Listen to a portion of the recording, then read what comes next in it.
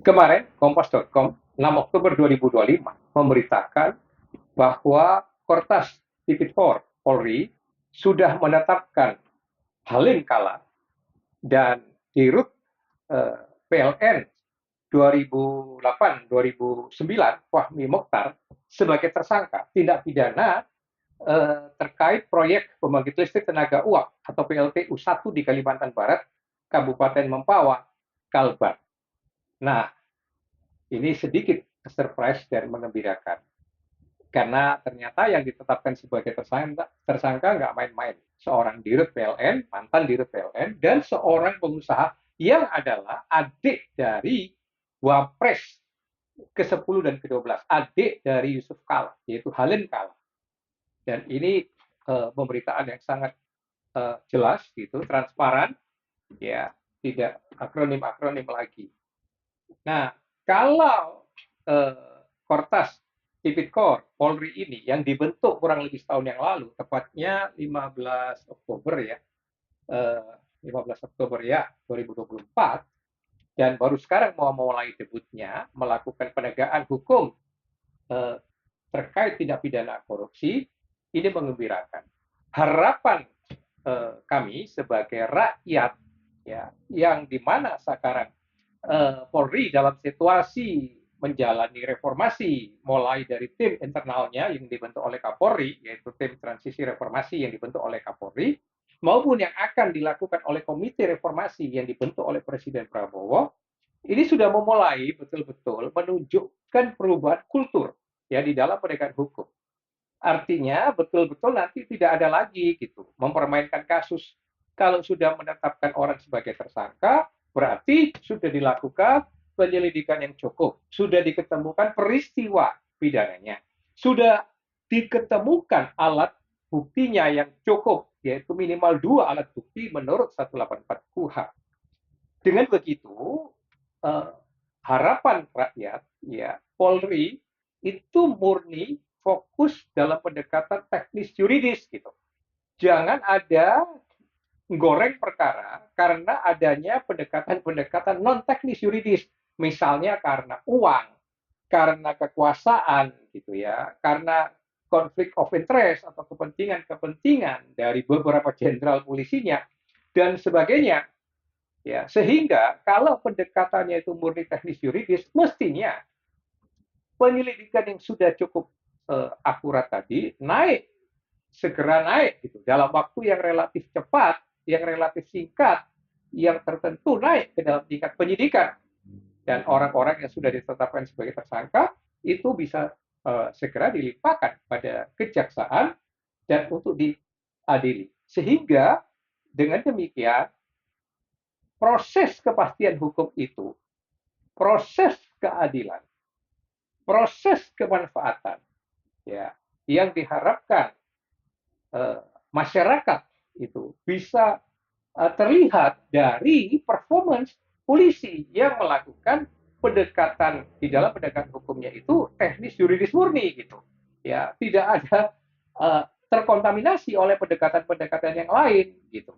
Nah, harapan kultur semacam ini itu harapannya adalah supaya reformasi nanti juga betul-betul memastikan agar perilaku performance polisi itu nanti ya fokus saja kepada pendekatan teknis yuridis itu, dikembalikan kepada fungsi pokoknya sebagai penegak hukum selain Kamtipmas gitu. Nah, penegak hukum maka murni budayanya, ya teknis yuridis. Nah, dengan demikian nanti harapan saya sebagai rakyat, ya Polri itu semakin dipercaya. Nah, kalau Kortas Tipikor itu performanya baik, bisa diandalkan, bisa dipercaya itu karena tidak ada penyimpangan-penyimpangan, tidak ada sandiwara hukum di situ, tidak ada manipulasi, ya, tidak jadi abai pada segala pengaruh, pada segala intervensi, betul-betul kokoh kepada pendekatan teknis yuridis, maka tentu tidak perlu lagi mestinya KPK. Gitu. Untuk apa ada KPK? Kan KPK nanti ujung-ujungnya pejabatnya mantan Polri. Ya, penyidik-penyidiknya juga banyak yang dari Polri. Untuk apa ada KPK kalau Polri sudah bisa kembali kepada jati diri yang bisa dipercaya oleh rakyat gitu. di dalam penegakan korupsi. Ya. Nah, satu kasus yang lain lagi maksud saya adalah tentang dugaan tindak pidana apa pagar laut itu. Dikatakan juga di sini sudah memeriksa, Polri itu sudah memeriksa berapa puluhan orang, ya, 34 saksi. Nah, tapi kenapa sekian lama kok susah? Masakan hanya seorang lurah saja yang selama ini menjadi tersangka. Nah, seringkali ketika pertanyaan-pertanyaan semacam ini dilontarkan kepada aparat penegak hukum, termasuk Polri, jawabannya itu selalu klasik, gitu. Sedang didalami, sedang didalami. Nah, padahal penyelidikan sudah berjalan dalam rentang waktu yang cukup lama. Pemeriksaan saksi-saksi sudah cukup banyak. Ya, penggalian perkaranya ya tentu sudah cukup dalam gitu. Mau didalami seberapa dalam lagi itu pertanyaannya. Seringkali itu hanya menjadi dalil pelit gitu ya untuk membuat sebuah kasus itu berjalan bertele-tele. Seakan-akan mengesankan begitu rumitnya, begitu complicatednya kasus itu sampai itu seakan-akan nggak bisa diselesaikan di dalam waktu yang singkat. Menurut saya itu suatu alasan yang mengada-ngada nggak masuk akal.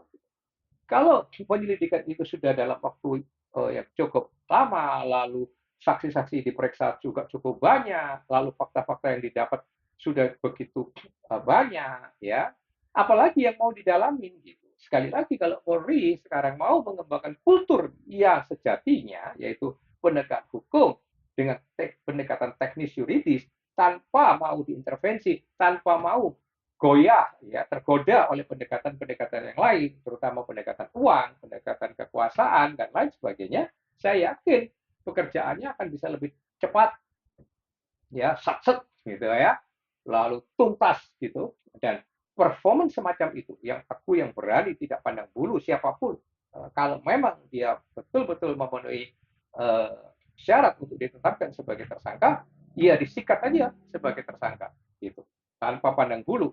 Kan pesan Presiden Prabowo seperti itu. Penegak hukum tidak boleh pandang bulu. Dari latar belakang keluarga manapun, partai politik manapun, siapapun. Nah, contohnya seperti sekarang misalnya, termasuk adiknya Yusuf Kala pun, Halim Kala, sudah ditetapkan sebagai tersangka.